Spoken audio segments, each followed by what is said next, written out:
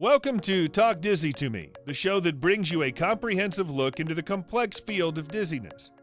Now, here are your hosts, vestibular physical therapist Dr. Abby Ross and Dr. Danielle Tate.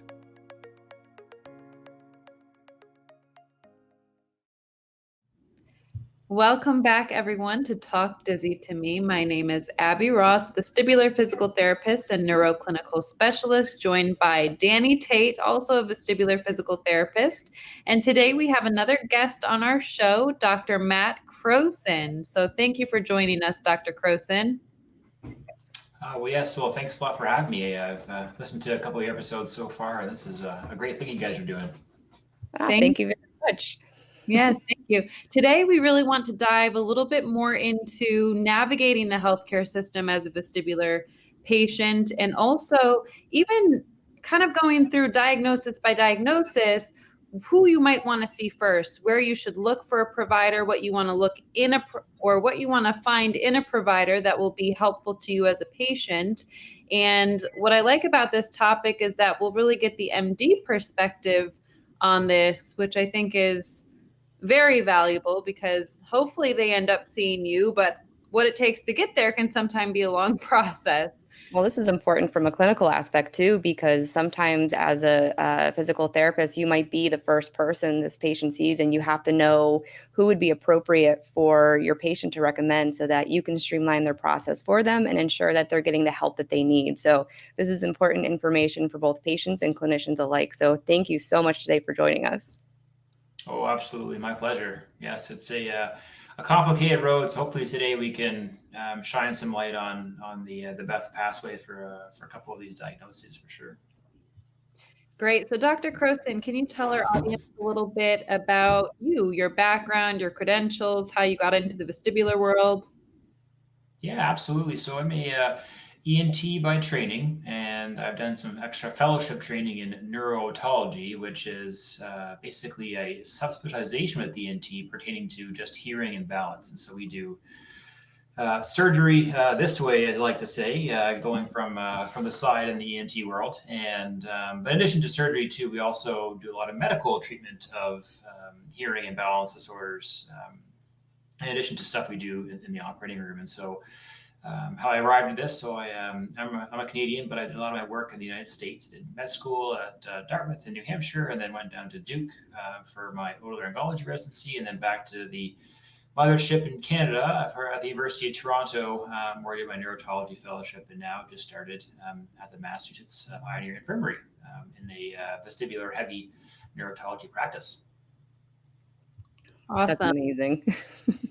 I knew you were from Canada when I read in your bio that you were an avid supporter of ice hockey. Yes, yeah, absolutely. And being down in North Carolina for a while too, I was hurting for a little bit as far as access to the frozen water, but now back up to the Northeast, I'm happy to be around that a bit more now. So great. Shall we dive in? Absolutely. Let's get started.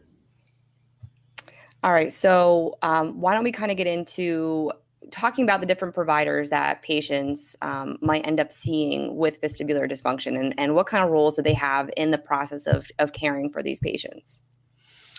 Yeah, absolutely. I mean, I think if we think about the symptoms that prompt a visit to a healthcare provider of any type, really, it's dizziness and vertigo, at least in the vestibular world, and so many times a lot of patients end up in either an urgent care in their PCP's office or the emergency room, and that's always a good place to start because we don't rule out all the scary stuff. And so sometimes there are things like strokes and other neurologic disorders that can present with vertigo and dizziness. And so it's really important that if there's an acute change, it's always a good idea to seek out your usual path of care, whether it's your primary care provider or if it's really dramatic, then obviously going to your local emergency department is a good place to start. And so that's where we see a lot of our patients start in these, either in the primary care setting or urgent care, the emergency room.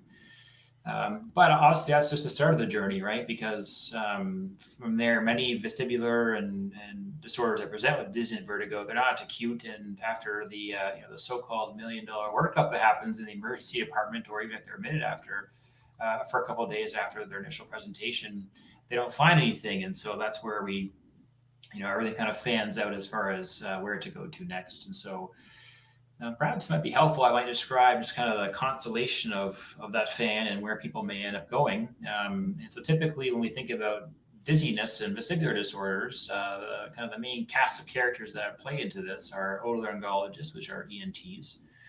Within ENTs, specifically otologists or neurotologists, so ENTs that have taken extra time to specialize in hearing and balance.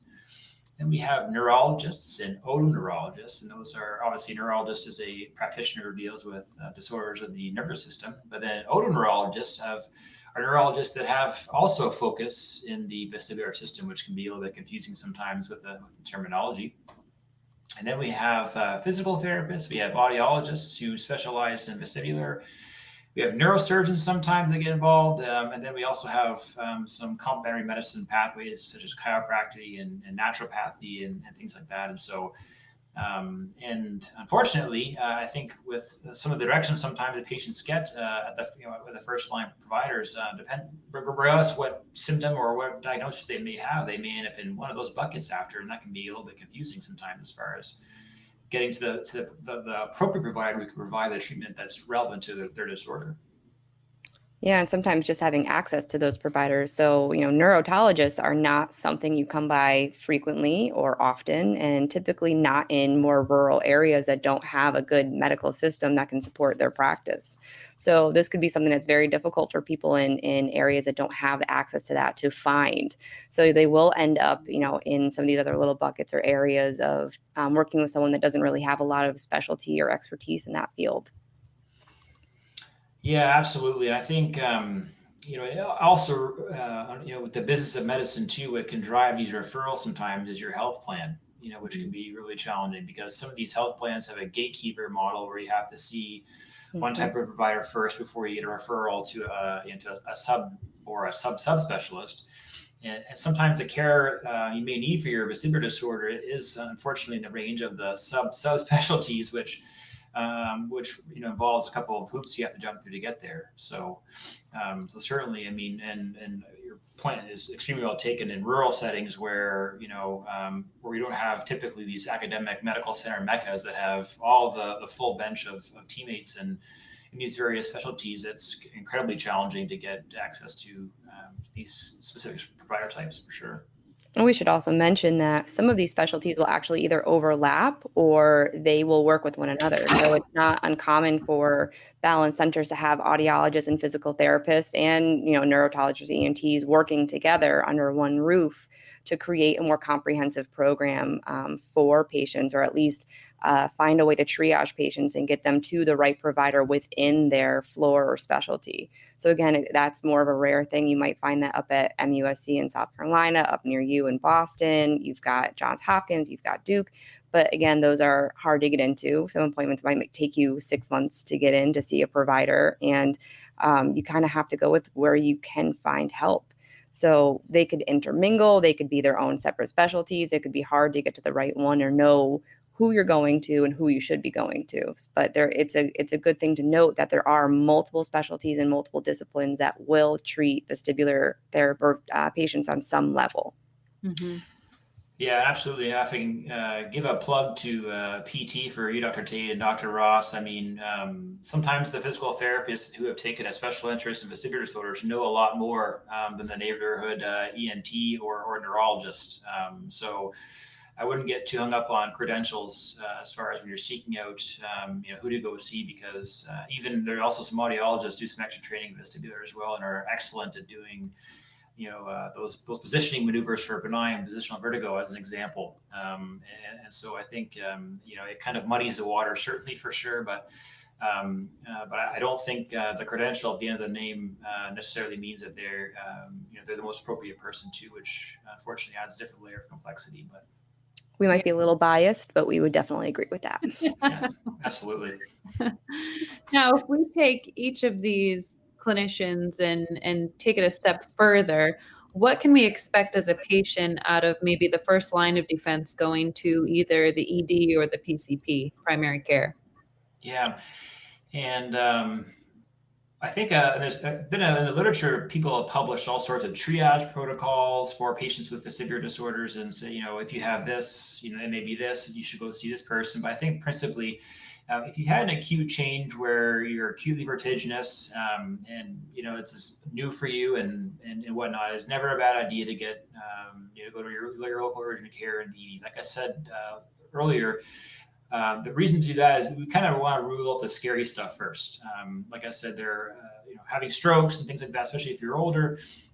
They are rare, but they are common. They get more common as we age, and so it's always the first step to go after that. But after this, as you mentioned before too, there is a little bit of overlap. But I can walk through kind of specialist by specialist. Perhaps we can demystify it a little bit, but typically, in the medical MD world, when you have a hearing imbalance disorder, your PCP or the emergency room doctor will arrange follow-up for you to see an ENT. And so it may just be a general ENT, somebody who has a full breadth of training in ears, ear, nose, and throat disorders. Or if you're fortunate to live near a place where there is academic medical centers or a larger subspecialty group that has neurotology, otology expertise, that may be the first place where you go. It's always a great first step.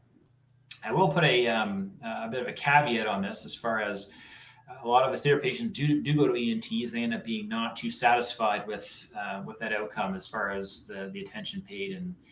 And part of the dark underbelly of medicine in this country and other countries too is that surgeons get paid to do surgery. And this is I'm open book about this. I know how all of this medicine works, and a lot of ENTs choose or rather not see vestibular patients because a lot of times vestibular patients aren't surgical. And in order to get paid for your services as a surgeon, you have to be doing surgeries. And so, for better or for worse, maybe on the latter end of that, a lot of ENTs prefer not to see vestibular patients because of that. Because of many patients are non-surgical, and that's unfortunate, but it's unfortunately the system that we are all working in. If you had a choice, if you were in a near local urban area where you had neurotology, otology expertise close by, I think that'd be a great place to start. And they can, as neurotologists, we have extra training in hearing and balance, and we perhaps know maybe a little bit more than somebody who hasn't had that extra training. And I think that'd be a good place to start for somebody with a supposed peripheral vestibular disorder, as an example. Sometimes you may end up in the neurologist office because that's just the referral pattern of that emergency room department. They send patients who have had acute dizziness to see a neurologist, and like, as you mentioned before, there's a lot of overlap between the two. And oftentimes, what the ED doctor may be thinking is that this may be a central neurologic issue that has caused dizziness, and hence why you might be there. And so. But that, unfortunately, what may mean is that the neurologist may do an assessment and find no real, as they call it, central signs, and you may end up being in an ENT office shortly after that too. So we often see that pattern as ENTs. We get a lot of referrals from neurologists.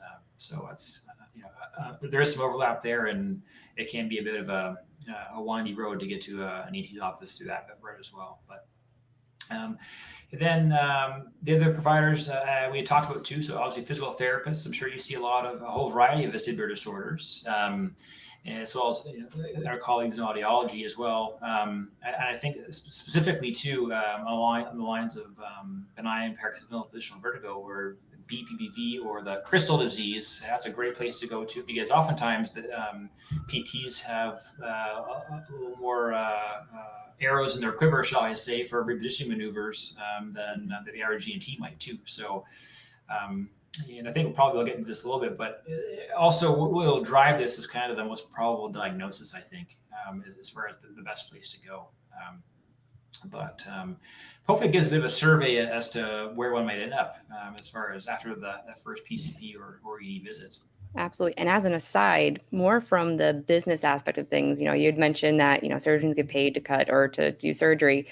Physical therapists, you get paid because you see patients. And from a business aspect of things, any of you physical therapist clinicians out there who are treating vestibular patients, you've got to do some marketing and you've got to talk to your local ENTs and neurologists, because you can be a huge asset to them as almost a form of triage. So like you said, a lot of these doctors don't want to see dizzy, especially if it's something simple like a beep and BV patient. So if you can be a resource to them, because maybe they're not used to treating vestibular or they don't want to see as many. I've been in positions before where ENTs will say, hey, listen, I understand you're dizzy. I want you to go see this physical therapist first. They're going to do a real comprehensive evaluation. And then I want you to come see me, so we have a better idea of what's going on. So that's a great referral source for you. It's a great way to put your services and market yourself out there for what kind of techniques and background that you have for the local neurologists and ENTs. But it's also a great way to connect with these physicians so that you can refer patients to people that you trust, that you know are going to get in with somebody that can help them.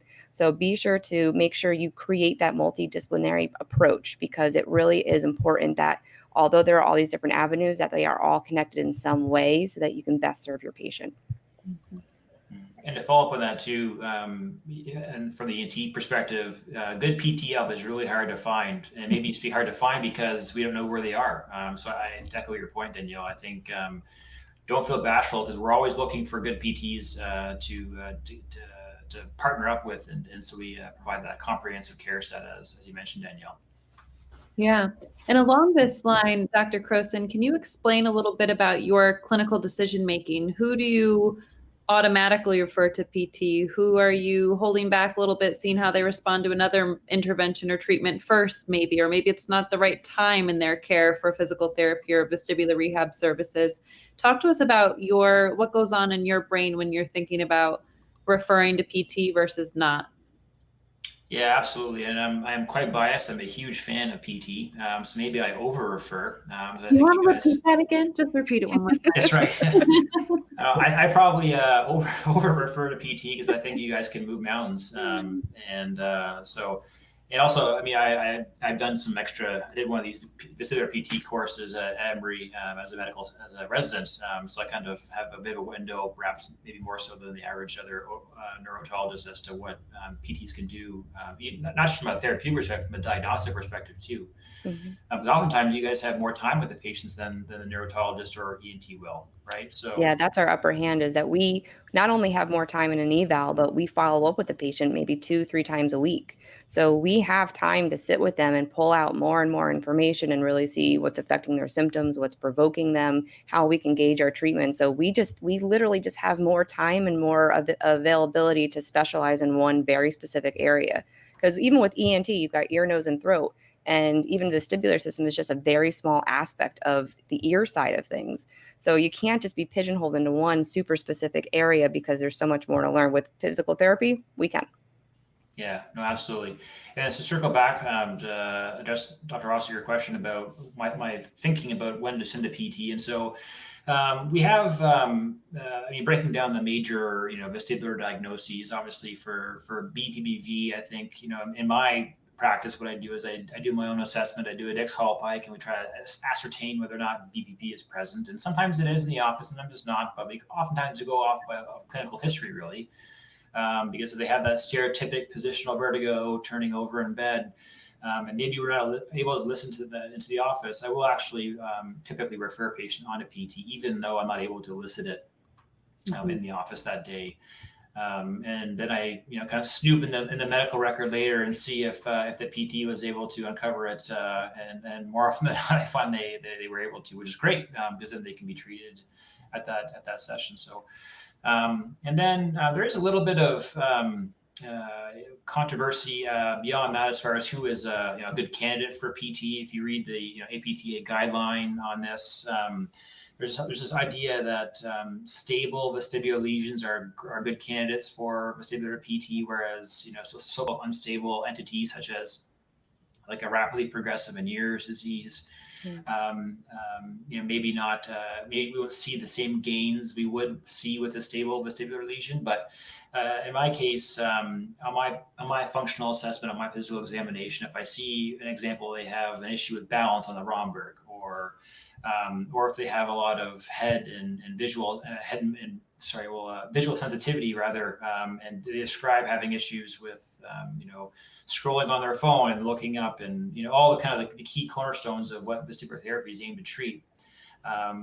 Based off those history points, I often will place a referral, and I'm probably the biggest referral generator for the local vestibular PTs here, and because you guys do awesome work, and I think in many cases it's the major keystone to therapy and getting people back to towards a more normal sense of normal or close to normal balance after their vestibular insult. So I guess in a nutshell, without getting into too many details with the diagnoses, I'm very quick to refer to my excellent PT colleagues here in Boston. And sometimes it's more about treating symptoms, right? Like if somebody's coming in for vestibular migraine, we're not treating a migraine, right? There's nothing that we can do for that, but we can work on their visual mismatch or visual sensitivities. We can work on just gaining their confidence with certain activities. Again, same thing with Meniere's if they've had gentamicin injections, just slowly working on getting them back to being functional and compensating along the way. There might not be something that we're directly treating for something that's not really recommended to physical therapy, but we're looking more at quality of life. And sometimes for these vestibular patients, just having somebody to talk to that understands what they're going through can be extremely beneficial to helping them feel better and getting them through their diagnosis as well. Mm-hmm. Yeah, absolutely, would agree. So then when you think about your patient caseload, who are you also bringing in an audiologist for?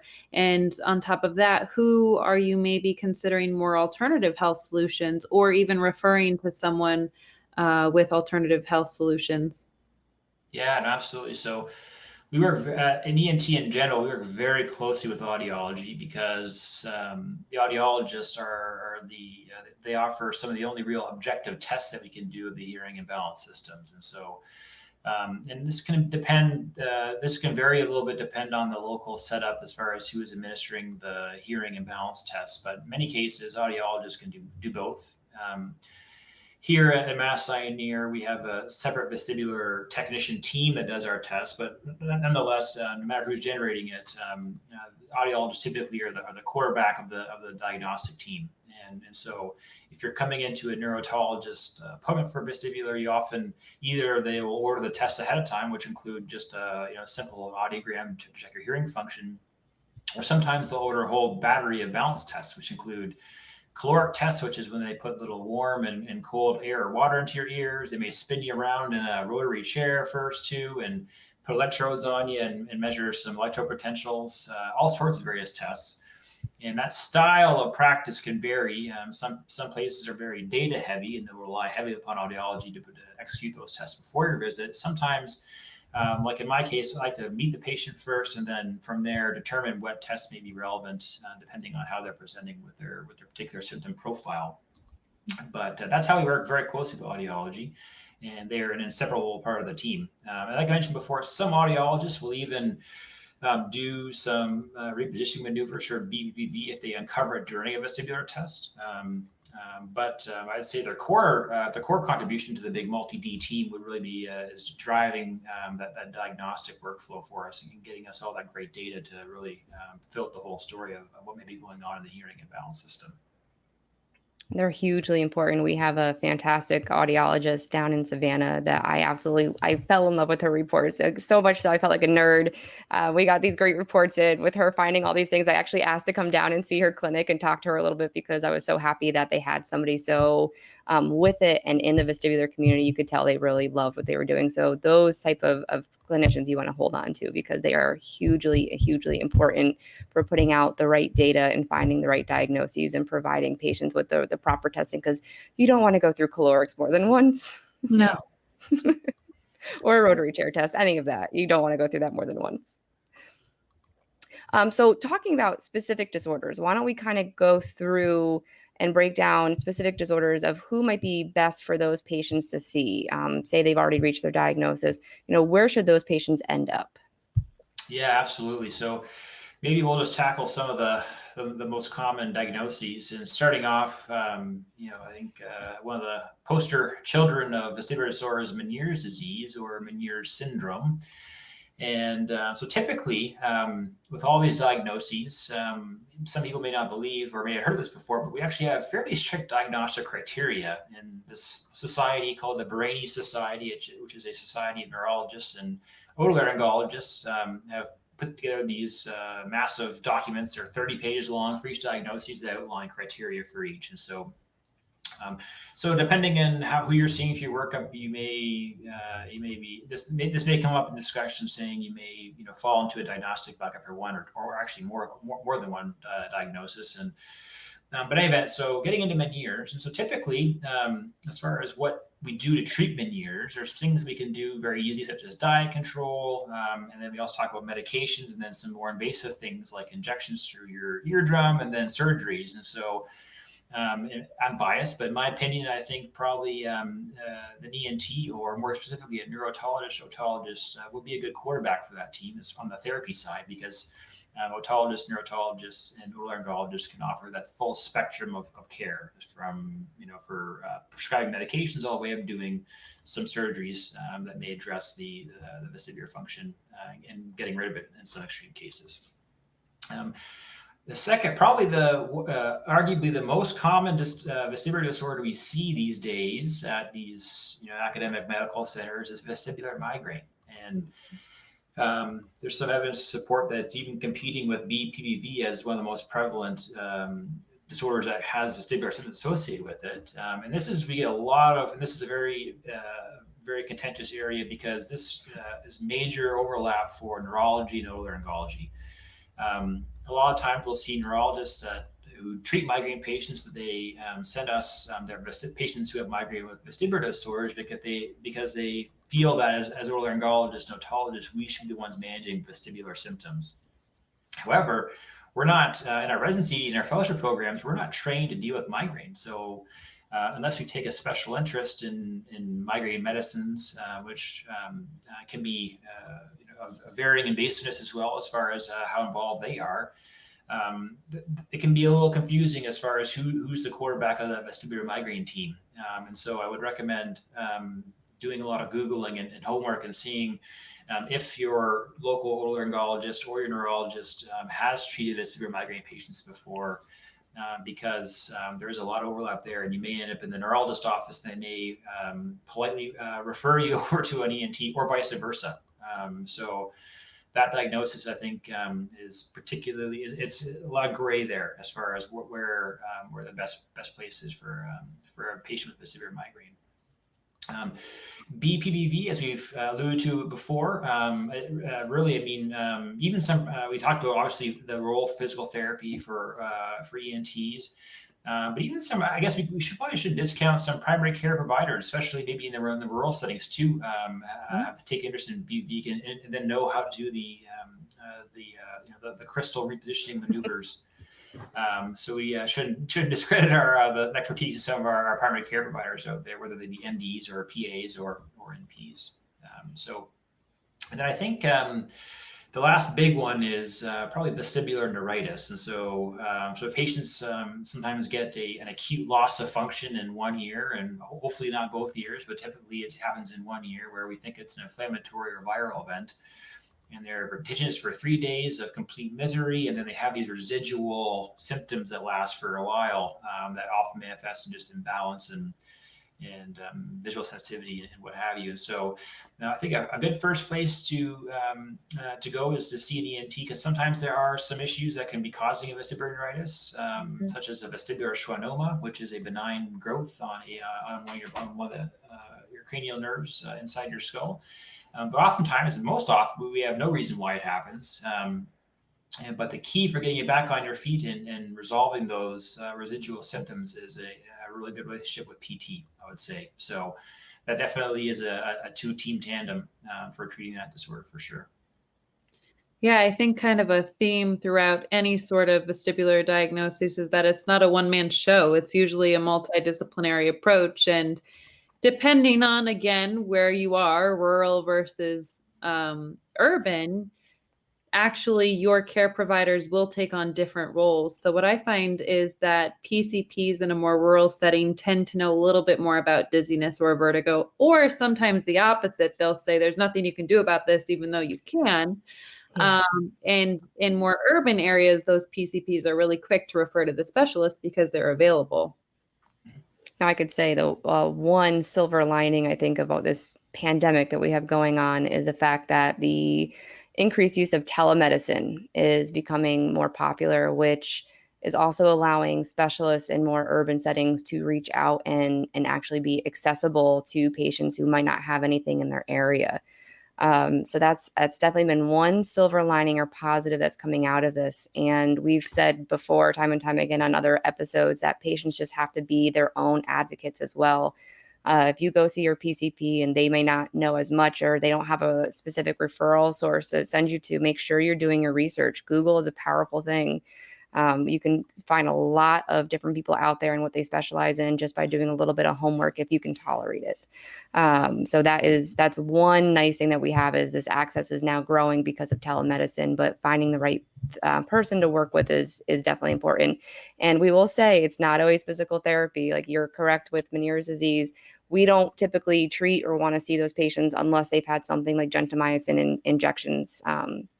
And they need some therapy after that. So therapy is definitely not the end all cure all, but it does get used very often. But finding the right people to offer the right medications is very important for things like Meniere's and migraine, and even in conjunction with 3PD, which is another rising diagnosis that's coming up because patients are having these prolonged symptoms that just won't go away. So multidisciplinary approach is key, but make sure you're also looking for the right people to treat with your diagnosis.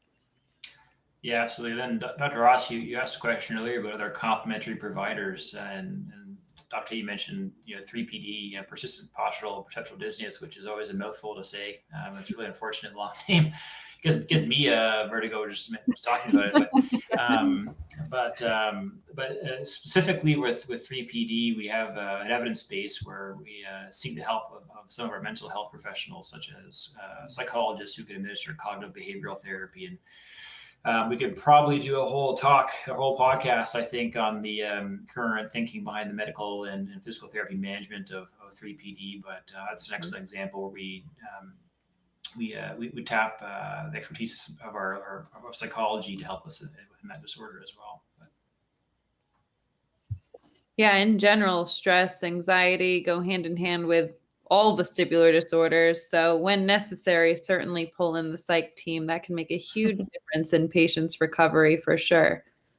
Yeah, patients should not shy away from that diagnosis. I've had a lot of patients come in panicked saying, oh, my doctor thinks I'm crazy. They want me to go see psych. And we have to sit there and educate them that, no, this is actually going to be a really helpful step in your recovery and your treatment. So this is not something that someone's telling you you're crazy. It's just that there's been a lot of effect of working with people in psych or with therapy to complement what you're doing to get better. Yeah, and that's something I bring up with my patients too. Is I always preface saying, like, I don't think you're crazy, but just hear me out. And what I say is because bringing it back to a biology perspective, we've evolved to have this great balance system because falls can be fatal. Like back in the cave women and cavemen days when we were running away from saber-tooth tigers or whatever. I mean, if we had a fall, that could have been deadly. If we had imbalance, we couldn't hunt and gather for food. And so when that system is challenged, it's very jarring because it's at the core of our survival and our innate ability to ambulate and just kind of be humans. And so I think there's this area, there's a lot of research emerging about how, why vestibular disorders strike at the core of our brain and interact with the centers that modulate anxiety, or in some ways, 3PD is almost like a post-traumatic stress disorder, but for vestibular, and so, which is why, and I try to explain that best I can, because you're not crazy. This is a real thing that's happening. And it's striking, the balance system is like very core, very rudimentary to our survival. And then, which is why disruption of that function has a massive impact. Mm-hmm. Absolutely. Now, Dr. Crowson, you have some more training in the surgical side of vestibular disorders. Can you talk to us a little bit about that? Sure. So, in the course of some vestibular disorders, oftentimes we talked about Meniere's being a popular one, as far as, or rather a common indication for having surgery related to vestibular disorder. But in some cases, despite best efforts from us trying medicines, trying diets, trying aggressive PT or multiple rounds of PT, patients will still have debilitating vestibular symptoms. And in the case where it's happening in one ear, and we've tried all these things and really had not made any headway, we start thinking about more invasive things, such as terminating the vestibular function on the side that is, so-called acting up. And what we do typically, we can do not a surgery, but we can do injections such as you mentioned, Dr. Tate, gentamicin injections, which chemically reduce or remove the vestibular function from an ear. Sometimes even that's not enough. We have to go in and we have to perform surgery to remove the vestibular organs in order to achieve that aim. And so in cases where people have debilitating Meniere disease, that's a common indication for doing what's called a labyrinthectomy. Also, in some folks who have recurrent BPPV, we also can do a procedure to plug one of the semicircular canals as well. So those are examples where if people have a refractory vestibular disorder, we can, as dermatologists and otologists and some otolaryngologists who have an interest in this as well, can offer that level of intensive therapy. And unfortunately, it doesn't happen too often, but in some cases where we just can't get a handle on the disorder with medications and other interventions that we talked about, it becomes necessary. Yeah. And also, how about acoustic neuromas? Yeah, absolutely. So for those who in the audience may not familiar, so we mentioned before, so vestibular schwannoma, or classically called acoustic neuroma, it's a benign growth on, typically it's on the superior vestibular nerve.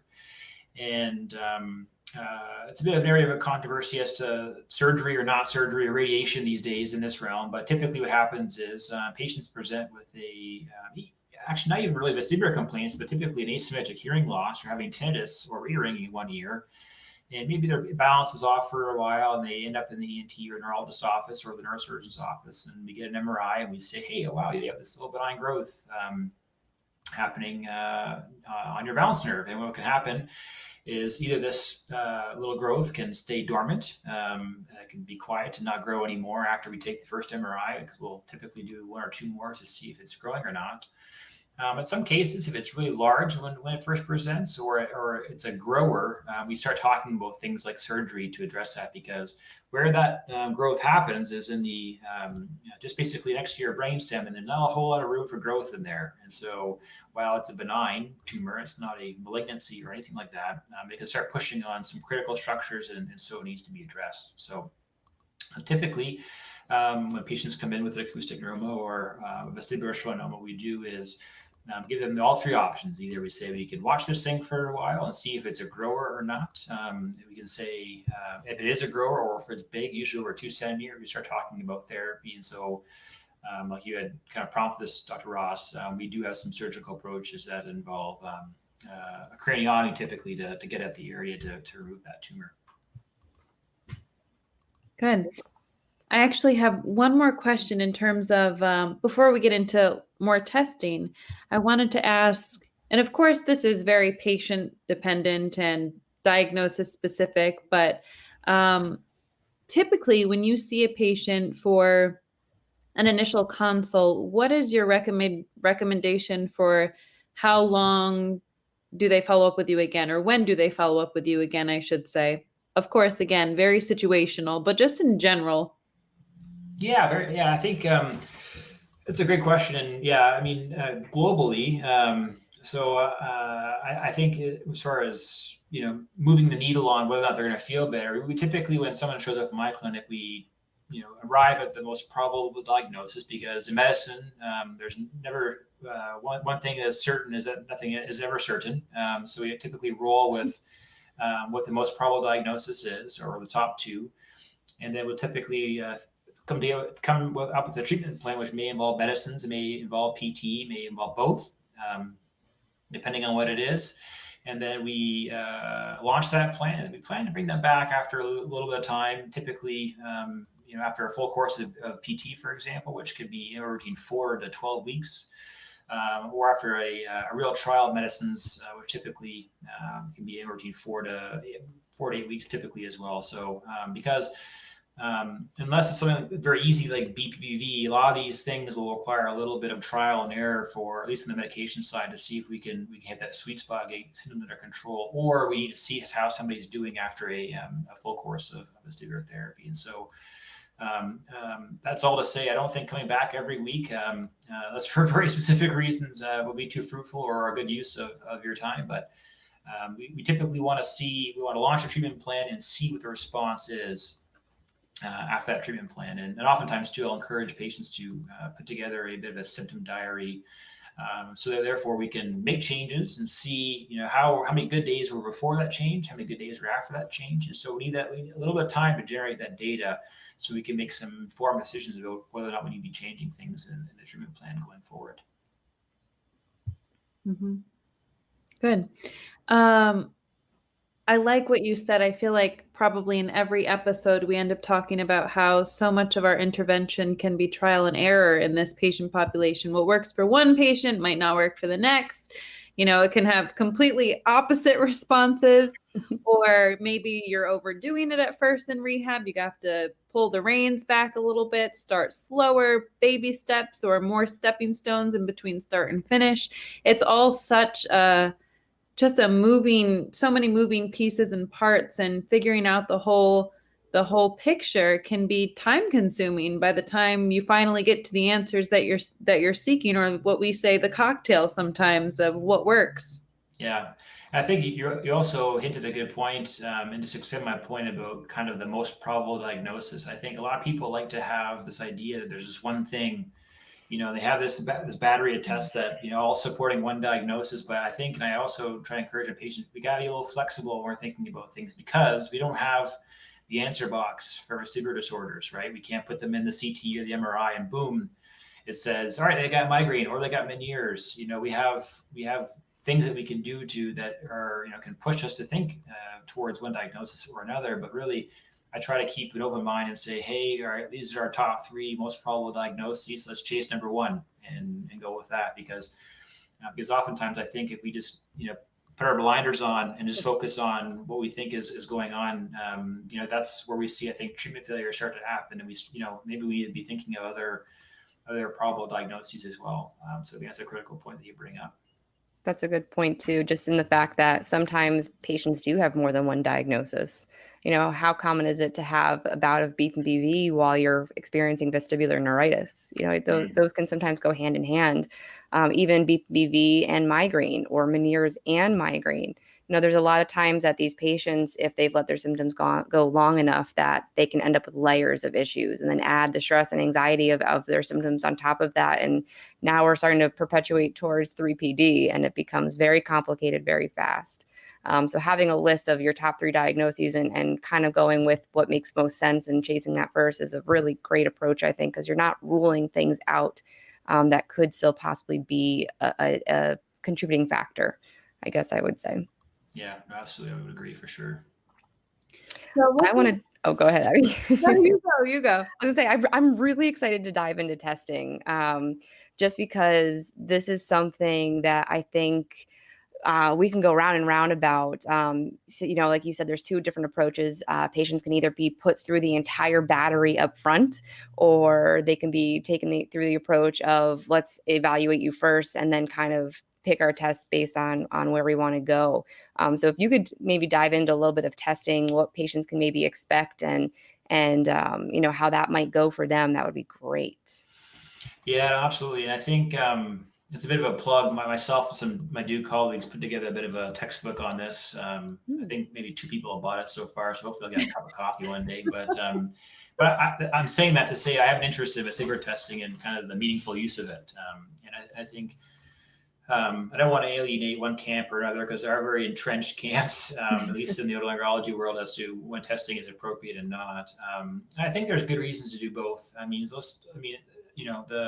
of the pejorative words for doing it up front is so-called shotgun testing, where the consult comes in and says dizzy, and so automatically we reflexively order vestibular tests, which, as you mentioned before, can be quite provocative and uncomfortable. I mean, they don't hurt, but if you have a vestibular disorder, you could be in for a very bad day that day as far as your symptoms being triggered, and so it's not pleasant sometimes.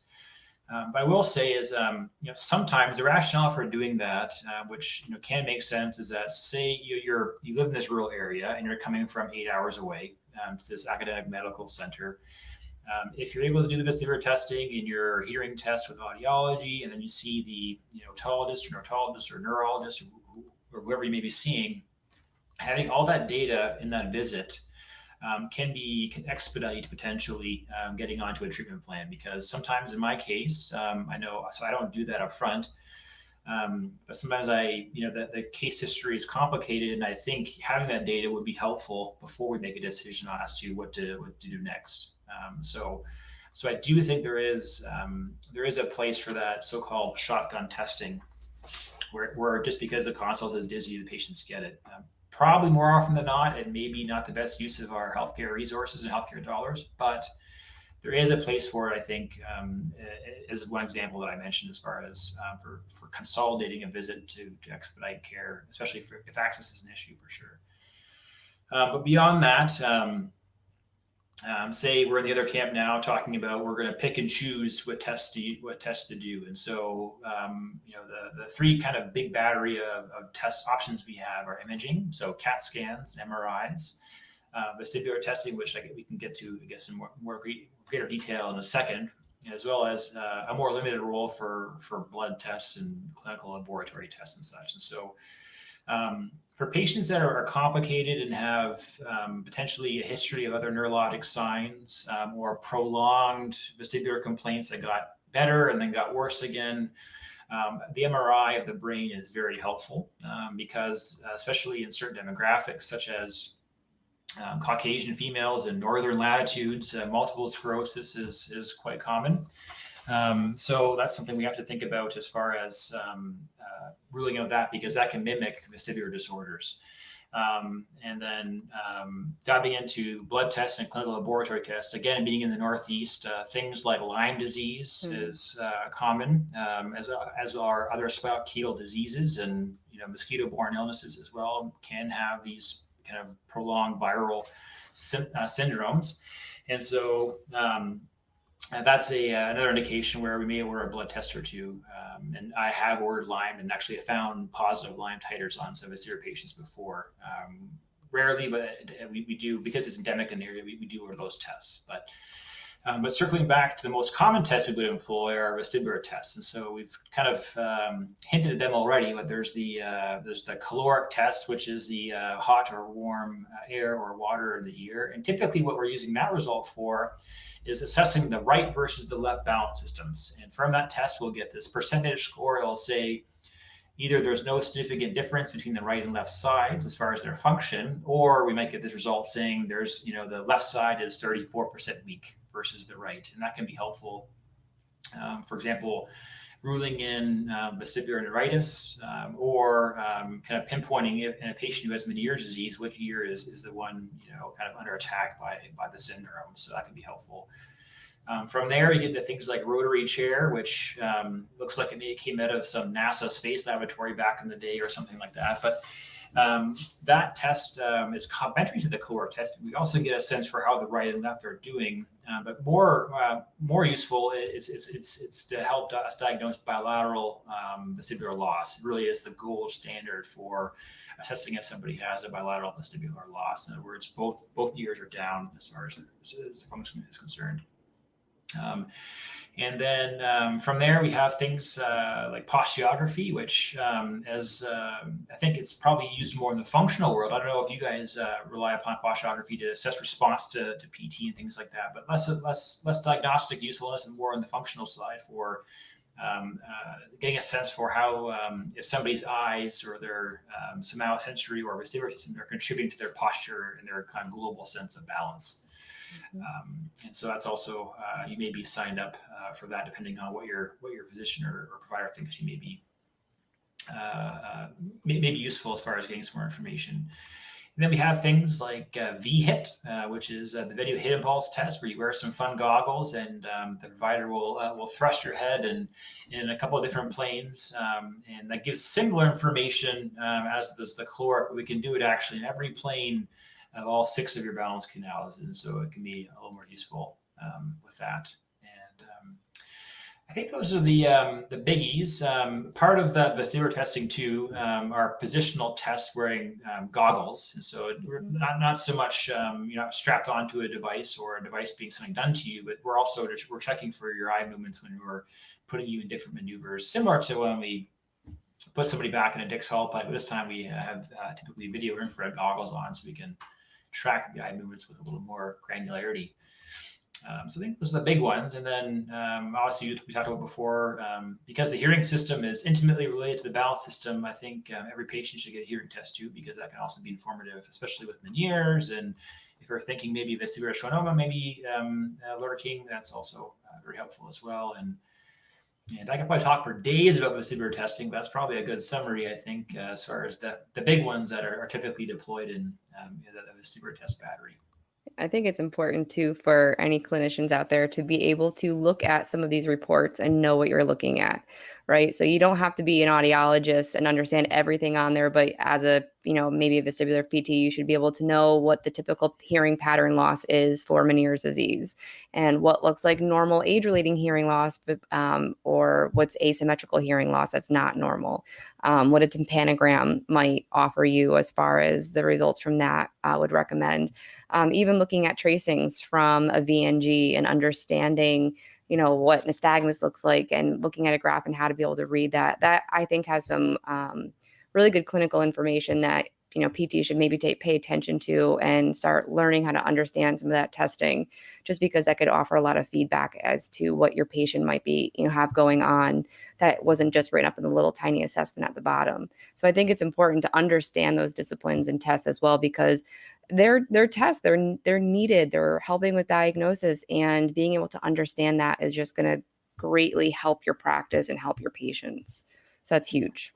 Yeah, and one thing I'd add to Dr. Tate is that oftentimes we cannot get a diagnosis from a vestibular test too. So yes, they're typically supportive of a diagnosis, but unfortunately, I know a lot of really smart people who are working on these tests to develop that answer box for us. But because sometimes patients say, "Oh, well, I have this 36% caloric weakness on this left side, and that's all the problem," but really it could be, sometimes we see some of these test results in migraine, which how do we reconcile that? Because, migraine can throw us all sorts of curveballs as far as how somebody might test. And so we don't diagnose people with tests, but they just kind of help fill out the story and kind of, and also you mentioned before doing gentamicin injections and stuff like that too. We also use those tests kind of, before and after very specific interventions too, to gauge response.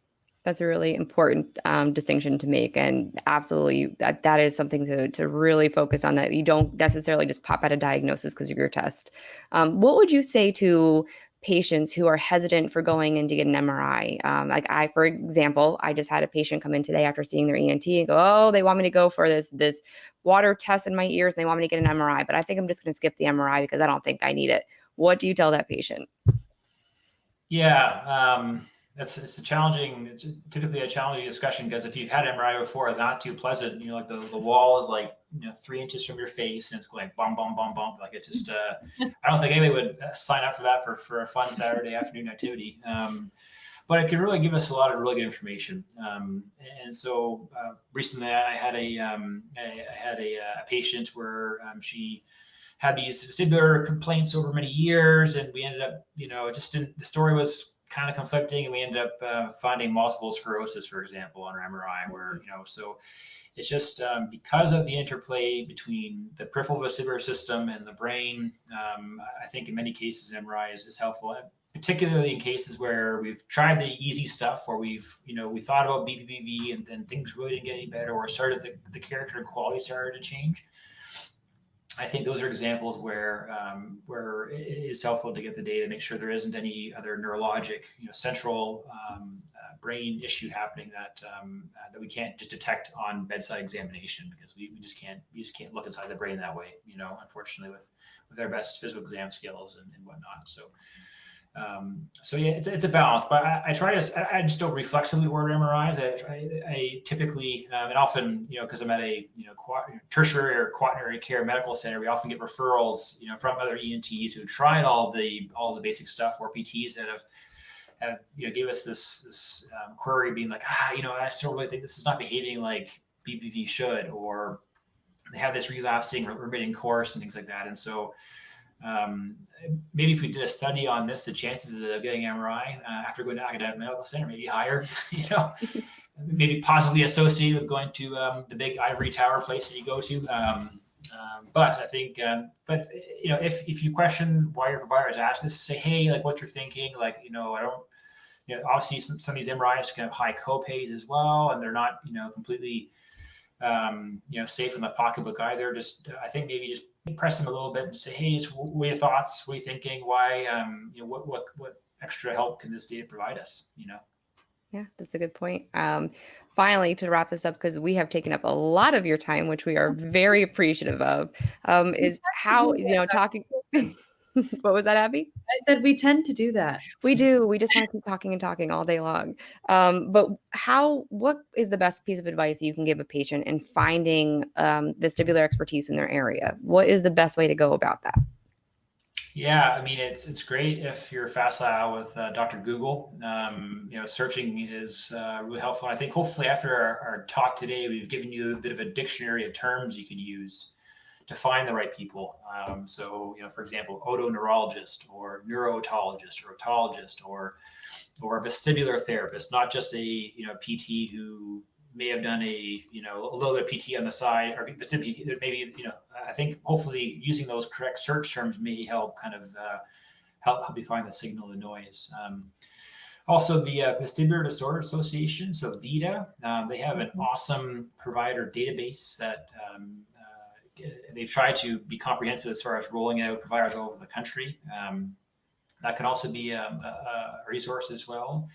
And I think because a lot of vestibular disorders are chronic disease management, there's all sorts of Reddit groups out there and chat forums and other venues where patients with similar symptoms and diagnoses get together and say, hey, I had a great experience with so-and-so, or and that kind of thing too. And so I think, combining some internet skills that way is a great way to find the signal and noise a bit quicker. But I think, principally, even if that's, is not an option, or you prefer just to kind of go by word of mouth, using these terms, vestibular therapist, neurotologist, otologist, or ENT with interest in vestibular, or a neurologist with interest in vestibular migraine, that could really help refine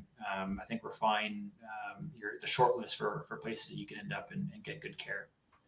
Yeah, and I always recommend people to, when they do find someone via Google, via Vestibular Disorders Association directory, always call, because a call can save you so much time from a wasted appointment.